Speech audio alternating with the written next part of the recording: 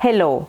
There are so many changes manufacturing leaders have to communicate, integrate, and navigate.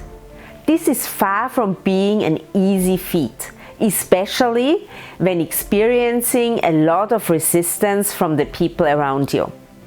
Truth to be told, most people don't like change.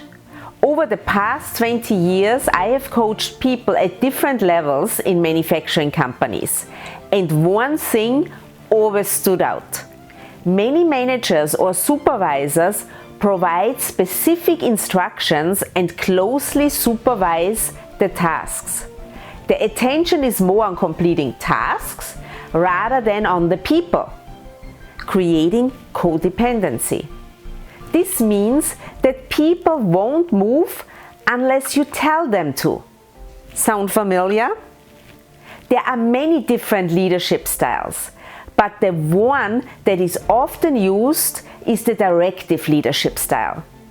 This is understandable because managers want to get things done and give often directives rather than directions. The directive leadership style makes sense when people are in firefighting mode. Can I offer a different perspective? The simple shift that needs to happen is to move from directing people to coaching them.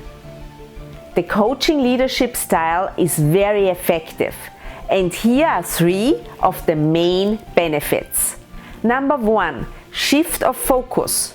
There is more emphasis on helping people to improve rather than just completing tasks.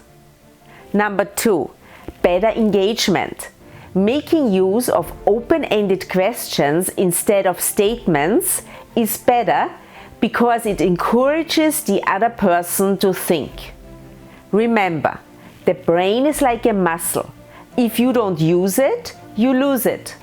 Number 3, long-term effect. If people improve, results will improve and stress levels will decrease. If you start coaching people, you will be able to fight fewer fires. This was my thought for today, and I will see you next week again. Until then, be happy, be healthy, and be at your best.